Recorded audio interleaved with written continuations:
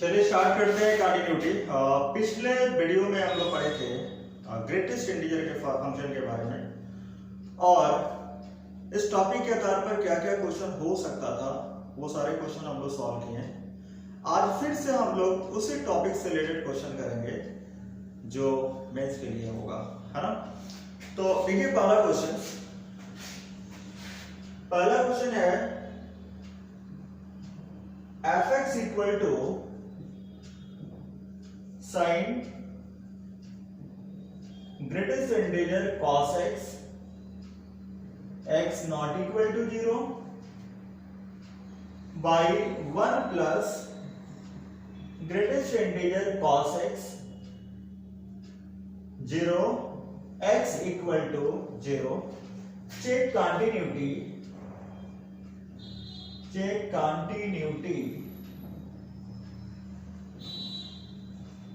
at x equal to 0।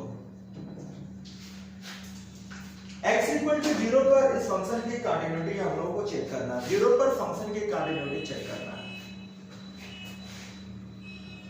सबसे पहले point लिखेंगे at x इक्वल टू 0। अब देखिए x इक्वल टू 0 पर कौन सा फंक्शन अवेलेबल है? fx इक्वल टू 0 अवेलेबल है। फंक्शन में x के जगह पर 0 बैठाएंगे, f ऑफ 0 इक्वल टू 0 आ गया। 0 पर फंक्शन की वैल्यू 0 आ गया। इसके बाद LHL, और LHL में LHL की फॉर्मूला जो होता है वो लिखेंगे limit x tending to a minus fx equal to limit h tending to 0 f of a minus h, है ना। बार बार कहते हैं ये फॉर्मूला आपको हमेशा लिखना है ताकि हमेशा के लिए याद हो जाए। अब इस a की जगह पर क्या लिखेंगे आप, है ना। a की जगह पर जो पॉइंट गिवन होता है उसको लिखेंगे। तो a यहां पर है और a यहां पर है, इन दोनों की जगह पर 0 सिर्फ फिट कर देना है। तो limit x tending to 0 minus fx equal to limit h tending to 0 f of 0 minus h।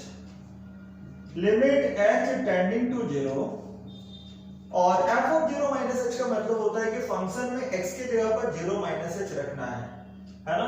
किसकी जगह पर रखना है? ऐसे फंक्शन में रखना है जहां x की वैल्यू 0 से कम हो। इसका मतलब होता है x का वैल्यू 0 से कम या 0 से ज्यादा, तो इसी वाले फंक्शन में x की जगह पर 0 माइनस h रखेंगे।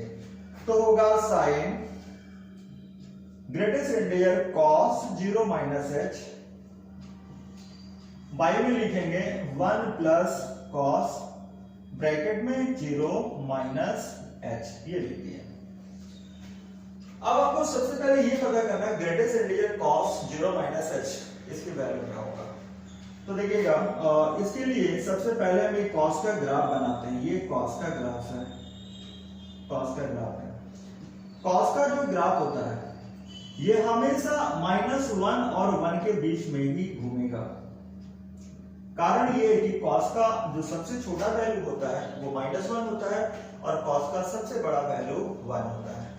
अच्छा, अगर ये 0 है, ठीक है, यहां पर 0 लिख देते हैं। तो अगर ये 0 है तो 0 पर फंक्शन की वैल्यू कितना? 1 है, मतलब 0 पर हाइट ग्राफ का 1 है। अब यहां पे क्या लिखा हुआ? 0 माइनस h, ये 1 है, ये 1 है। अब यहां पर लिखा हुआ 0 माइनस h। 0 माइनस h का मतलब होता है 0 से कम। अब 0 से कम अगर बात करें तो हम यहाँ पे कहीं आएंगे और यहाँ पर जो ग्राफ की हाइट है ये है, और ये जो हाइट है वो 1 से कम है, ठीक है। 0 पर हाइट 1 है ग्राफ का, और 0 माइनस h पर, 0 माइनस h मतलब 0 से कम, और उस पर जो हाइट है ये है, और ये जो हाइट है 1 से कम है। तो हम यहाँ पर लिखेंगे equal to limit h tending to 0 sine less than 1 less than 1, और नीचे में भी होगा 1 plus greatest integer less than 1, ये लिख लेते हैं। Limit h tending to 0 sine, अब लेस देन 1 का मतलब हो गया, लेस देन 1 का ग्रेटेस्ट इंटीजर क्या होगा हमको ये बताना है। अब देखिए ये 0 है, ये 1 है। लेस देन 1 मतलब 1 से छोटा। अगर 1 से छोटा, x मतलब होता है very very small positive quantity, इसलिए 1 से छोटा अगर हम बात करेंगे तो 1 से थोड़ा सा छोटा, मामूली से छोटा, यानी कि 0.9 0.8 ऐसे। तो 1 से छोटा कुछ भी अगर होगा तो वो 0 और 1 के बीच में लाई करेगा, और जब 0 और 1 के बीच में ग्रेटेस्ट इंटीजर लाई करेगा तो उसकी वैल्यू किसके इक्वल होगा? 0 के इक्वल होगा। यानी कि यहां पर लेस देन 1 का ग्रेटेस्ट इंटीजर 0, फिर 1 प्लस इसका भी 0, limit h tending to 0, sine 0 का वैल्यू 0, नीचे 1 को 0 से डिवाइड करेंगे कितना होगा? 0, और यहां पर हो गया 0, यानी कि 0 पर फंक्शन की वैल्यू 0 आया, और LHS निकाले ये भी 0 आ गया। अब इसके बाद से RHS हम लोग फाइंड करेंगे।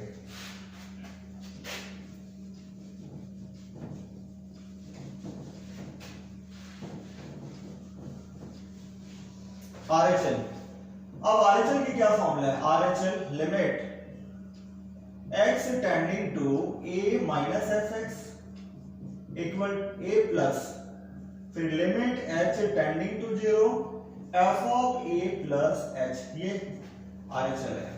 अब यहां पर भी जहां पर a है उस a के जगह पर क्या बैठना है? 0, तो 0 plus fx equal to limit h tending to 0 f of 0 plus h, ये पुट कर दिया। फंक्शन में x के जगह पर 0 प्लस h पुट करना है, वैसे फंक्शन में पुट करना है जहां पर x की वैल्यू 0 से ज्यादा हो। x की वैल्यू 0 से कम या 0 से ज्यादा के लिए ये है x नॉट इक्वल टू 0, और इसके आगे वाला फंक्शन ये है, और यही वो फंक्शन है जिसमें x के जगह पर 0 प्लस h हम लोग रखेंगे। तो कितना होगा? साइन है ना, ग्रेटेस्ट इंटीजर cos ब्रैकेट में 0 प्लस h, फिर यहां पर 1 plus greatest integer cos 0 plus h, ये लिखिए। अब फिर से हम लोग cos 0 प्लस h पर फंक्शन की वैल्यू क्या होगा वो हमको देखना है। फिर से cos का ग्राफ बनाते हैं, ये cos का ग्राफ है, और cos का ग्राफ कहां से कहां तक होगा? -1 और 1 के बीच में हमेशा लाई करेगा, क्योंकि cos का सबसे छोटा वैल्यू -1 है, सबसे बड़ा वैल्यू 1 है। ये ट्रिग्नोमेट्री में आप जरूर पढ़े होंगे क्लास 11 में, ठीक है? कि cos का साइन का ग्राफ कैसे होता है, मिनिमम वैल्यू क्या होता है, मैक्सिमम वैल्यू क्या होता है, ये सब पुरानी बातें हैं, 11th क्लास में आपने जरूर पढ़ा होगा। अब देखिए 0 पर हाइट क्या है ग्राफ का? 1 है। अब हम बात करें 0 प्लस h पर, तो 0 प्लस h का मतलब 0 से ज्यादा, 0 से ज्यादा मतलब यहां, और यहां पर ग्राफ की हाइट ये होगा, और ये जो हाइट है 1 से छोटा है। ये हाइट क्या है? 1 है, और ये हाइट कितना है? जो भी है 1 से छोटा है। तो फिर से हम लिखेंगे लिमिट h टेंडिंग टू 0, और यहां लिखेंगे sine less than 1, less than 1, फिर नीचे लिखेंगे 1 प्लस लेस देन 1। अब लेस देन 1, अभी हम थोड़ी देर पहले हम बताएं कि लेस देन 1 का ग्रेटेस्ट इंटीजर कितना होता है? 1 से छोटा। 1 से छोटा मतलब 0 और 1 के बीच में लाई करेंगे, और 0 और 1 के बीच में है तो ग्रेटेस्ट इंटीजर की वैल्यू 0 होगा। यहाँ पे क्या लिखेंगे? 0, और यहाँ पर 1 plus 0, limit h tending to 0, sine 0 का वैल्यू 0/1 यानी कि 0 हो गया। अब देखिए f ऑफ 0 LHS की वैल्यू और RHS की वैल्यू सब सेम है, so given function is continuous at x equal to 0। ये फंक्शन 0 पे कंटिन्यूअस है, ये आईडी के लिए है ना, ठीक है। अब हम लोग इसके बाद ग्रेटेस्ट इंटीजर फंक्शन का दूसरा क्वेश्चन देखते हैं।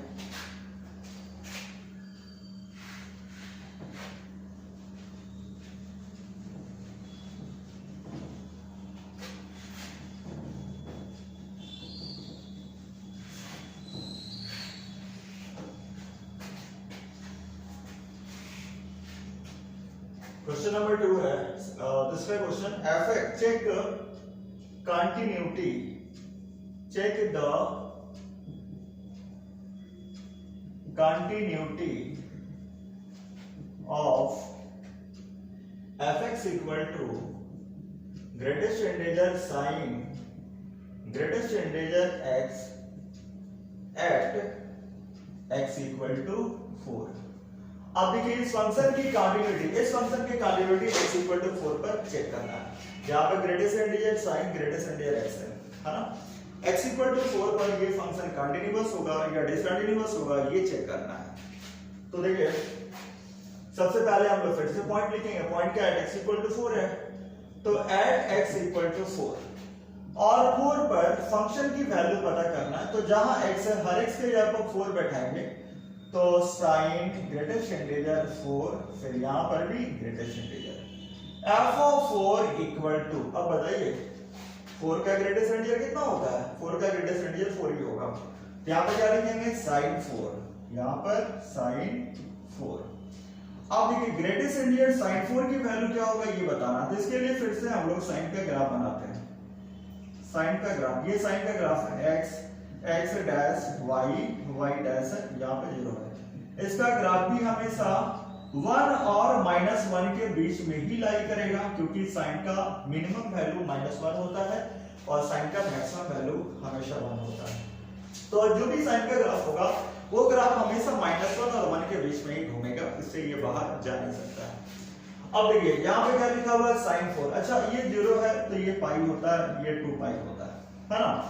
पाई, ये पाई है जिसको हम लोग, जिसकी वैल्यू 3.14 होता है, पाई की वैल्यू 3.14। अब बताइए यहाँ पे क्या लिखा हुआ है, 4 लिखा हुआ है, तो जाहिर सी बात है 4 जो है 3.14 से आगे होगा। तो आगे होगा तो मान लेते हैं कि यहाँ पर है, अगर यहाँ पर है तो ग्राफ की हाइट मेरा ये है, और ये जो हाइट है यहाँ पर 0 है, और ये हाइट यहाँ पर ग्राफ की हाइट मतलब 4 पर, ये 4 है, 4 पर ग्राफ की हाइट मेरा ये है, और ये हाइट जो भी है 0 से छोटा है। यहाँ पे 0 है तो 0 से नीचे है ये पॉइंट, और ये क्या है 0 से छोटा है। तो हमको लिखना पड़ेगा sin 4 की वैल्यू में f of 4 equal to less than 0, less than 0। अब एक चीज बताइए कि अगर लेस देन 0 है तो लेस देन 0 के केस में ग्रेटेस्ट इंटीजर की वैल्यू क्या होगा, लेस देन 0, ये 0 और ये -1, लेस देन 0 बताओ 0 से कम, 0 से कम होते ही हम इसमें आएंगे। और यहाँ पर अगर है, यहाँ पर अगर कोई भी नंबर है और उसकी ग्रेटेस्ट इंटीजर निकालते हैं तो उसकी वैल्यू किसके इक्वल होगा, -1 के बीच में। तो यहाँ पे क्या लिखेंगे, -1, मतलब 4 पर जो फंक्शन की वैल्यू आया वो -1 आ गया। इसके बाद हम लोग LHL निकालते हैं। LHL की formula limit x tending to a minus fx equal to limit h tending to 0 f of a minus h, है ना। लिमिट x टेंडिंग टू, जहां a है वहां पे 4 बैठाइए, 4 minus fx equal to limit h tending to 0 f of 4 minus h, ऐसा होगा। Limit h tending to 0, है ना। ये फॉर्मूला LHL का लिख लिए, और जहां a है वहां पे 4 बैठा दिए, तो f ऑफ 4 माइनस h हो गया। 4 माइनस h का मतलब फंक्शन में x के जगह पर 4 माइनस h बैठाना, तो फंक्शन यही है। इसी फंक्शन में x के जगह पर बैठाएंगे 4 माइनस h, तो 4 माइनस h ऐसे लिख लेना है। अब आपको बताना है कि 4 माइनस h का ग्रेटेस्ट इंटीजर क्या होगा। 4 माइनस h का, 4 माइनस h मतलब 4 से कम, 4 से कम होते ही हम 3 और 4 के बीच में खड़ा हो जाएंगे। 3 और 4 के बीच में अगर है तो उसकी ग्रेटेस्ट इंटीजर कितना होगा, 3 होगा। यहाँ पे क्या लिखेंगे, 3, याद रहे 3, और यहाँ पे कहीं 4 है। 4 माइनस h का मतलब 4 में से कुछ माइनस कर रहे हैं, कुछ भी अगर माइनस करते हैं, है ना। यहाँ h का मतलब होता है very very small positive quantity. इस h के जगह पर 0.1 हो सकता है, 0.01 हो सकता है, 0.001 हो सकता है, उससे भी छोटा हो सकता है, ठीक है। तो 4 में से अगर कुछ भी माइनस करते हैं तो हम यहाँ पे होंगे, और यहाँ पर अगर 3 और 4 के बीच में अगर कोई नंबर है और उसका अगर ग्रेटेस्ट इंटीजर निकालिएगा तो उसकी वैल्यू किसके इक्वल होगा, 3 का, क्योंकि सबसे छोटा वाला वैल्यू ही लिया जाता है। पिछले लेक्चर में हम बताए थे। यहाँ पे कितना हो जाएगा, 3। तो limit h tending to 0, limit h tending to 0 sin 3 हो गया। अब हमको बताना है कि ग्रेटेस्ट इंटीजर sin 3 का वैल्यू क्या होगा। अब देखिए ये क्या है, पाई, पाई का मतलब 3.14, यहाँ पे क्या लिखा हुआ sin 3। अगर ये 3.14 है तो जाहिर सी बात है 3 कहीं यहाँ पर होगा, और 3 अगर इस जगह होगा तो इसकी हाइट, ये ग्राफ की हाइट 3 पर ये वाला होगा, और ये हाइट 1 से छोटा है।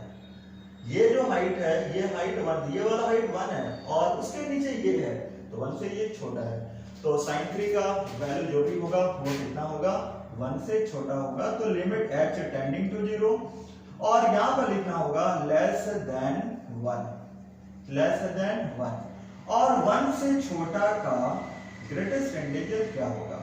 अब 1 से छोटा 0 और 1 से छोटा मतलब 0 से 1 के बीच में गए और 0 से 1 के बीच में अगर कोई नंबर है और उसकी ग्रेटेस्ट इंटीजर निकालेंगे तो वैल्यू कितना आएगा, 0। यहाँ पर कितना आ गया, 0। तो ये कितना हो गया, 0। अब बताएं कि 4 पर फंक्शन की वैल्यू -1 है और LHS कितना 0 है, क्या ये दोनों बराबर है, दोनों बराबर नहीं है, तो हम लोग क्या बोलेंगे कि ये डिसकंटीन्यूअस है।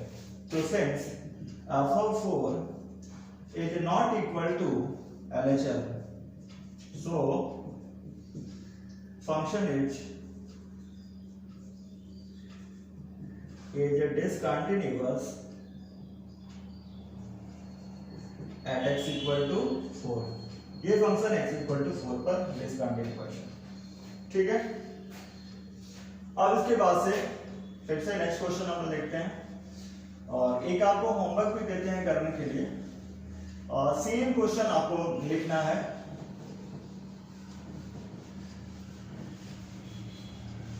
होमवर्क है इसी फंक्शन की कंटिन्यूटी, ये होमवर्क है fx equal to greatest integer sine greatest integer x, है ना। Check the continuity, check the continuity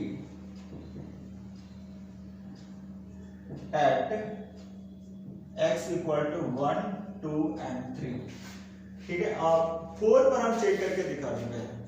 अब इसी फंक्शन की कंटिन्यूटी आपको चेक करना है, एक बार 1 पे चेक करना, फिर 2 पे चेक करना, उसके बाद से 3 पे चेक करना है। ये क्वेश्चन आपको सॉल्व करके व्हाट्सएप करेंगे, है ना। अब इसके बाद नेक्स्ट एग्जांपल हम लोग देखते हैं क्या है।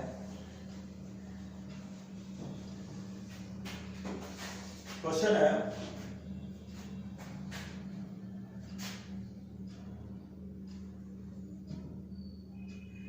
fx equal to greatest integer sin pi by greatest integer x plus 1, find the point। Question है find the point where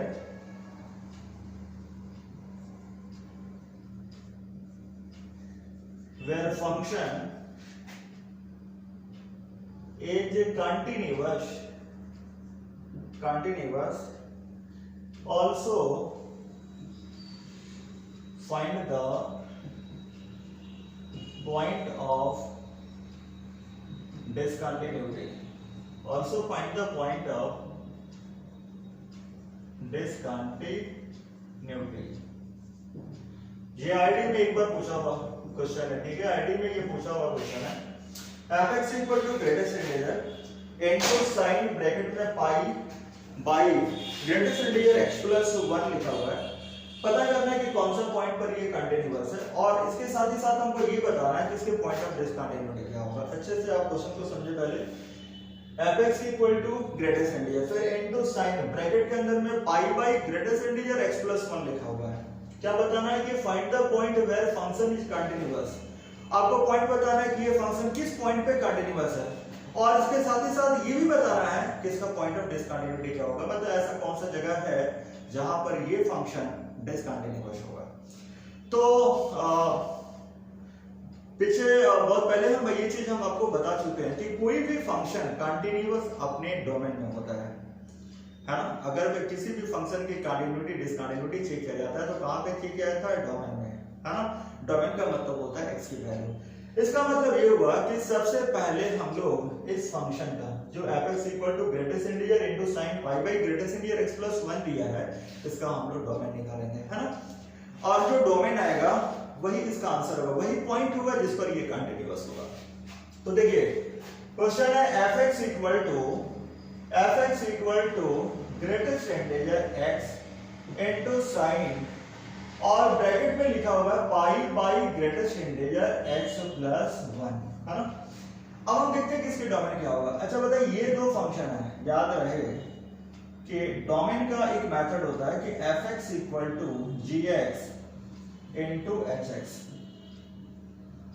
ये fx एक फंक्शन है और बगल में दो फंक्शन है, एक फंक्शन gx है, दूसरा वाला फंक्शन hx है, और दोनों का दोनों फंक्शन प्रोडक्ट के फॉर्म में है।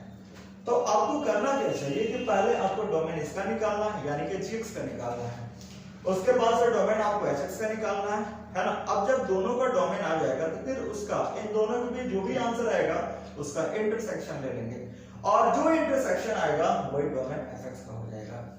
तो आपका सबसे पहला धर्म यही है कि आप पहले gx का डोमेन निकालें, फिर उसके बाद hx का डोमेन निकालें, फिर उसका इंटरसेक्शन निकालें। ऐसा करने के बाद से इस फंक्शन का डोमेन आ जाएगा, ठीक है। तो देखिए fx equal to greatest integer into, हम इसको इनटू के फॉर्म में ऐसे लिख भी सकते हैं, साइन ब्रैकेट में pi by greatest integer x plus 1, ऐसा लिख लेते हैं, है ना, इस फॉर्म में। अब क्या करना है कि अब ऐसे दोनों फंक्शन, ये मेरा क्या है, ये jx और ये क्या है hx है। अब हमको इसकी डोमेन पता करना और इसकी डोमेन पता करना, फिर इसका इंटरसेक्शन हम निकाल लेंगे। अच्छा, हमको बताना है कि ग्रेटेस्ट इंटीजर फंक्शन का डोमेन क्या होता है, हाँ। अच्छा, डोमेन का क्षेत्र जो है ना बहुत बड़ा है ना। हो सकता है कि अगर हम इस क्वेश्चन को समझा रहे हैं, ईआईटी लेवल के क्वेश्चन एक बार पूछा हुआ क्वेश्चन है, यहाँ पर समझ में नहीं आया, कहीं प्रॉब्लम हो सकता है। अगर दिक्कत हो तो आप हमसे दोबारा व्हाट्सएप के जरिए पूछेंगे, फिर भी अगर प्रॉब्लम होता है तो एक बार और बता दें। आप धैर्य रखें, आने वाले समय में, ठीक है, जब हम फंक्शन स्टार्ट करेंगे ना तो बहुत सारे क्वेश्चन, इससे अच्छा क्वेश्चन हम लोग वहां पे डोमेन रेंज वगैरह निकाल करके देखेंगे। और मेरा दावा है कि वहां मतलब फंक्शन पढ़ लेने के बाद से ऐसे क्वेश्चन में कहीं भी आपको प्रॉब्लम नहीं होगा, है ना। तो पहले आप अच्छे से बोर्ड लेवल को आप करें, है ना। बीच बीच में हम आईटी के क्वेश्चन हम करवाते जा रहे हैं, लेकिन आप बोर्ड लेवल पहले देखें। जैसे ही हो जाता है तो ये सब क्वेश्चन पर आपको ध्यान देना है ना। और फंक्शन जब हम स्टार्ट करेंगे ना उस समय आप इससे अच्छा क्वेश्चन को काफी आसानी से आप बना लेंगे। तो इसके लिए आपको इंतजार करना पड़ेगा, है ना। फिर भी समझिए डोमेन, अब आपको डोमेन के बारे में बात करें। डोमेन, आप कहेंगे सर ये आप जो डोमेन के बारे में बार बार बोल रहे हैं, ये डोमेन क्या है? तो डोमेन का मतलब होता है x की वैल्यू, है ना। x की वैल्यू को डोमेन कहते हैं। इसका मतलब x की वो वैल्यू जिसके लिए फंक्शन डिफाइंड होता है उसको डोमेन कहा जाता है। x का वो वैल्यू जिसके लिए फंक्शन डिफाइंड होता है उसको डोमेन कहते हैं। अब आप कहेंगे सर ये डिफाइन के बारे में जो बोल रहे हैं, ये डिफाइन का क्या मतलब होता है? तो डिफाइन का मतलब होता है कि अगर हम x के जगह कोई वैल्यू पुट कर रहे हैं और पुट करने के बाद से अगर हमको फाइनाइट नंबर मिल रहा है तो हम कहेंगे कि फंक्शन उस पॉइंट पर डिफाइन है। लेकिन अगर कोई फंक्शन आपके साथ पास है और उस फंक्शन में कोई नंबर आप डालें और नंबर डालने के बाद से अगर इनफाइनाइट आ गया तो कहेंगे कि उस पॉइंट पर फंक्शन डिफाइन नहीं है। एग्जांपल के लिए पहले एग्जांपल देख लीजिए, फिर इस क्वेश्चन पे आते हैं। जैसे fx इक्वल टू 1/x - 1 लिखा हुआ है, 1/x - 1 लिखा हुआ। आपको कहा जाए कि आप इस फंक्शन के डोमेन बताइए। तो देखिए पहले हम देख लेते हैं कि डोमेन क्या होता है। डोमेन वो होता है जिस पर x की वैल्यू को डोमेन कहते हैं, जिसके लिए फंक्शन डिफाइंड होता है। अगर हम x के जगह पर 2 बैठाते हैं तो यहाँ पे कितना होगा? f(2) होगा और 1/2 - 1 यानी कि 1 होगा। अगर हम 3 बैठाते हैं तो 1/3 - 1 यानी कि 1/2 होगा। तो 2 पर फंक्शन की वैल्यू 1 आया जो कि फाइनाइट नंबर है। 3 पर फंक्शन की वैल्यू 1/2 आया, ये भी एक फाइनाइट नंबर है। मतलब 2 और 3 पर फंक्शन ये मेरा डिफाइंड है। लेकिन आप कहेंगे सर अगर x के जगह 1 बैठा दे तो 1 बैठाए तो 1/1 - 1 1/0 1/0 मतलब इनफाइनाइट आ जाएगा। और ये फंक्शन 1 पर डिफाइंड नहीं है, ये फंक्शन 1 पर डिफाइंड नहीं है। इसका मतलब ये हुआ कि ये फंक्शन x के सारे वैल्यू पर डिफाइंड है, सिर्फ 1 को छोड़ करके। This function is defined for every value of x except 1। तो इसका डोमेन क्या होगा? x का वैल्यू कुछ भी हो सकता है 1 को छोड़ करके, यही इसका डोमेन है। यानी इसका डोमेन होगा r, यानी कि कोई रियल नंबर होगा लेकिन किसको छोड़ करके? 1 को छोड़ करके। लेकिन अगर मान लेते हैं कि अगर यहां पर fx equal to x plus 1 होता, अब हम कहेंगे बताइए इसकी डोमेन क्या होगा? तो आप कहेंगे कि सर यहां पर तो x के जगह कोई भी नंबर बैठा दे इनफाइनाइट तो नहीं आएगा। हाँ तो श्योर है कि x के जगह कुछ भी बैठाने के बाद से इनफाइनाइट नहीं आएगा।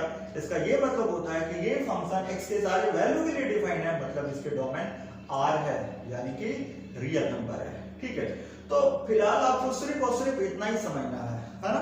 बाद में हम लोग फंक्शन चैप्टर जब स्टार्ट करेंगे उसमें काफी डिटेल से बहुत सारा चीज और भी है जो डोमेन के बारे में हम लोग सीखेंगे, है ना। डिफरेंट डोमेन का मीनिंग क्या है, ग्राफिकल मीनिंग क्या है, ठीक है, मेथड क्या होता है सॉल्व करने का, वो सारा चीज हम लोग सीखेंगे।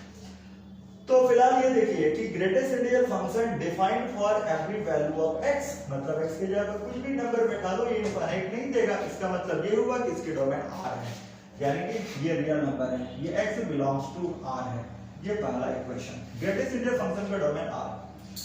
अब साइन ब्रैकेट में पाई ग्रेटेस्ट इंटीजर x प्लस 1 लिखा हुआ, इस फंक्शन का हमको डोमेन बताना है कि इसके डोमेन क्या होगा। अब देखिए इसका डोमेन निकालने क्या तरीका है, डोमेन में हर एक फंक्शन पर गौर किया जाता है। अब देखेंगे यहाँ पर एक फंक्शन मेरा साइन है, इसके बाद पाई by greatest integer x plus 1 लिखा हुआ है। तो अब देखिए जरा गौर से, यहाँ पे क्या लिखा साइन। अब बताइए साइन का डोमेन क्या होता है, साइन का डोमेन R होता है, रियल नंबर। आप साइन का ग्राफ बनाएंगे ना तो साइन का ग्राफ ऐसा होता है, ये ग्राफ होता है साइन का, है ना। और ग्राफिकल ग्राफ अनुसार से डोमेन का मतलब चौड़ाई होता है, और इसकी चौड़ाई कहां से कहां तक है, ये ग्राफ इधर माइनस इनफाइनाइट तक बढ़ते हुए चला जाएगा, इधर इनफाइनाइट तक बढ़ते हुए चला जाएगा, मतलब ये ग्राफ की चौड़ाई माइनस इनफाइनाइट से इनफाइनाइट तक है। तो इसके डोमेन क्या है, यही डोमेन है, माइनस इनफाइनाइट से इनफाइनाइट इसके डोमेन है, जिसको हम लोग R बोलते हैं, है ना, R बोलते हैं। इसका मतलब ये होगा कि साइन का डोमेन कितना है, R है ना। तो जिसका डोमेन R होता है ना उसकी चेकिंग नहीं होता है ना, जिसकी डोमेन R है उसकी चेकिंग हम लोग नहीं करेंगे, जो उसके साथ होता है उसका चेकिंग होता है। तो उसके साथ में कौन है, pi by greatest integer x plus 1 है, उसका हम लोग चेक करेंगे। अच्छा, पाई by greatest integer x plus 1 का अब हमको डोमेन निकालना है, इसका नहीं निकाले, साइन है, साइन रियल है तो रियल का चेकिंग नहीं होता है। हम आगे बढ़ जाएंगे, आगे जैसे ही बढ़ेंगे तो पाई by greatest integer x plus 1 है, इसकी चेकिंग हम लोग करेंगे। तो करने के बाद हमको एक चीज दिख रहा है कि यार ये तो fx equal to gx by hx के फॉर्म में है, ये gx बाई hx के फॉर्म में है, और हमको पता है कि इस फॉर्म में रहता है तो hx कभी भी 0 के इक्वल नहीं होना चाहिए। अगर fx equal to gx by hx के फॉर्म में कोई फंक्शन है तो hx कभी भी 0 के इक्वल नहीं होना चाहिए। अब कहेंगे सर क्यों नहीं होना चाहिए, क्योंकि अगर hx 0 हो जाएगा तो ये इनफाइनाइट हो जाएगा, और इनफाइनाइट आने से रोकना है। तो देखिए यहाँ पर greatest integer x plus 1, greatest integer x plus 1 बराबर नहीं होना चाहिए किसका, 0 का। फिलहाल हम लोग इसको सॉल्व करते हैं इक्वल टू 0 लेकर के, greatest integer x plus 1 equal to 0 लेकर सॉल्व करते हैं। अब इसी बताइए इस ग्रेटेस्ट इंटीजर की वैल्यू इक्वल टू 0 है ना, ग्रेटेस्ट इंटीजर x प्लस 1 की वैल्यू 0 है। तो जरा बताइए ग्रेटेस्ट इंटीजर 0 कब देता है, ग्रेटेस्ट इंटीजर 0 कब देगा, 0 कब देगा, जब वो खुद 0 और 1 के बीच में रहेगा। अगर आप 0 और 1 के बीच में हैं और इसके बीच में अगर कोई भी नंबर है और उसका ग्रेटेस्ट इंटीजर निकालते हैं तो हमेशा आंसर क्या मिलेगा, 0 मिलेगा। मतलब ये हुआ कि यहाँ पर जो x प्लस 1 है अगर वो 0 और 1 के बीच में है तो उसकी वैल्यू हमेशा किसके बराबर होगा, 0 के इक्वल होगा। Greatest integer x plus 1 equal to 0, ये 0 कब देगा, ये 0 कब देगा, ये 0 तभी देगा जब x प्लस 1 0 और 1 के बीच में लाई करेगा, है ना। तो यहाँ पर हम लिखते हैं 0 less than equal to x plus 1 less than 0, sorry 0 नहीं, यहाँ पे 1 होगा। अब हम इस 1 को इधर लेके आते हैं तो 0 minus 1 less than equal to x less than 1 minus 1 हो जाएगा। अब देखिए ये हो जाएगा minus 1 less than equal to x और लेस देन ये 0 होगा, यानी x की वैल्यू माइनस 1 कॉमा 0, ये क्लोज इंटरवल होगा और यहाँ पर ओपन इंटरवल 0 होगा। अब जरा देखिएगा ध्यान से, यहाँ पे क्या लिखा हुआ है, x plus greatest integer x plus 1 not equal to 0, है ना। सॉल्व करने के लिए इक्वल टू 0 हम लिख लिए। अब बताइए ये 0 के बराबर नहीं होगा, यानी कि x की value minus 1 close interval minus 1 comma 0 नहीं होगा, ये नहीं होगा।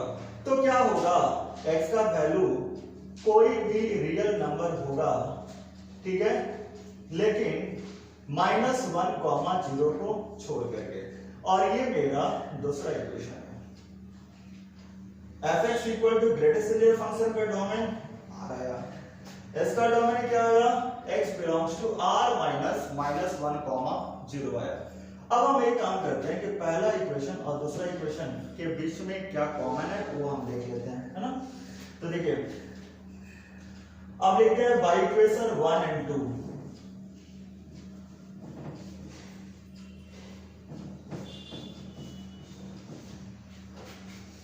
By equation 1 and 2।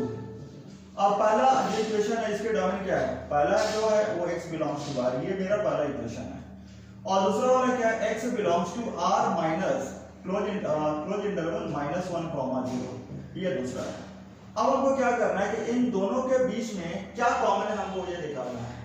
तो जब इन दोनों के बीच ये रियल नंबर मतलब -∞ से ∞, और ये क्या होगा, ये भी रियल नंबर -∞ से ∞, लेकिन किसको छोड़ करके -1,0 पर। तो जब -∞ से ∞ पे इसको कॉमन निकालेंगे तो यही वाला बाहर आएगा। इनफाइनाइट में से कुछ भी कॉमन निकालेंगे तो जो है वही बाहर निकलता है। जैसे कि तो ये दोनों के बीच अगर कॉमन निकालेंगे तो क्या आएगा, x बिलोंग्स टू R -1,0, ये चीज आएगा, और इसको हम लोग कहते हैं ये डोमेन है। ये क्या है, डोमेन, क्योंकि x की वैल्यू को ही तो डोमेन कहा जाता है। तो ये R माइनस क्लोज इंटरवल -1,0 हो जाएगा। अब देखिए ये जो फंक्शन है, ये फंक्शन का ये डोमेन है, मतलब ये फंक्शन इसी में कंटिन्यूअस है, x के हर एक वैल्यू पर कंटिन्यूअस होगा, लेकिन इसको छोड़ करके x का वैल्यू कोई भी रियल नंबर होगा सब पे कंटिन्यूअस होगा, लेकिन इसको छोड़ करके मतलब x की वैल्यू -1 या -1 से ज्यादा लेकिन 0 से छोटा जो भी होगा उसको छोड़ करके बाकी जितना भी पॉइंट है सारे पॉइंट पर ये कंटिन्यूअस होगा। तो ये मिल गया है ना, ये पॉइंट ऑफ कंटिन्यूटी है, ये डोमेन है जिस पर ये फंक्शन कंटिन्यूअस होगा। नाउ अब हमको बताना है कि ये फंक्शन किस जगह पर डिसकंटिन्यूअस होगा, यानी कि पॉइंट ऑफ डिसकंटिन्यूटी। अब बताना है कि पॉइंट ऑफ डिसकंटिन्यूटी, अब देखना है कि पॉइंट ऑफ डिसकंटिन्यूटी क्या होगा। तो देखिए इस पर ये कंटिन्यूअस है, x के हर एक वैल्यू पर ये कंटिन्यूअस है, लेकिन इसको छोड़ करके, अब किसको छोड़ करके, क्लोज इंटरवल -1,0 को छोड़ करके। इसका ये मतलब हो गया कि यही वो पॉइंट है जिस पर फंक्शन, जिस पे छोड़ के बोल रहा है, मतलब ये हुआ कि इस पर फंक्शन डिसकंटिन्यूअस है। तो पॉइंट ऑफ डिसकंटिन्यूटी -1,0, ये क्लोज इंटरवल और ये ओपन इंटरवल, यही आंसर होगा। तो देखिए ये काफी अच्छा क्वेश्चन है। f(x) equal to greatest integer into sin pi by greatest integer x plus 1। एक बार इसको फिर से देखें, ये दोनों इनटू के फॉर्म में, तो पहले हम इसके डोमेन निकालेंगे, इसके बाद इसका डोमेन निकालेंगे। इसका जब डोमेन निकालेंगे तो पाई by greatest integer x plus 1, नीचे वाला 0 के बराबर नहीं होना चाहिए। तो अगर हम इसको सॉल्व करते हैं, greatest integer x plus 1 equal to 0 लेके सॉल्व करेंगे तो आएगा ये आंसर है, x बिलोंग्स टू R आएगा, जहां पर -1,0 को छोड़ करके, x की वैल्यू कुछ भी हो सकता है लेकिन इसको छोड़ करके, इसका डोमेन कितना है R। अब हम दोनों के बीच में कॉमन लेंगे, अब जैसे 1 और 2 के बीच में कॉमन लेंगे तो हमको क्या मिलेगा, यही मिलेगा, x belongs to R minus greatest close interval -1,0 मिलेगा। तो ये निकला डोमेन, किसका डोमेन निकला, इसका निकला। और कोई भी फंक्शन कहां पे कंटीन्यूअस होता है, अपने डोमेन में कंटीन्यूअस होता है, मतलब ये फंक्शन इसमें कंटीन्यूअस होगा, इसमें कंटीन्यूअस होगा। r -1,0 का मतलब इसको छोड़ करके, इसको छोड़ करके मतलब ये वो पॉइंट है जिस पर फंक्शन डिसकंटीन्यूअस होगा। तो ये क्या है, पॉइंट ऑफ डिसकंटीन्यूटी। ठीक है, अब नेक्स्ट क्लास में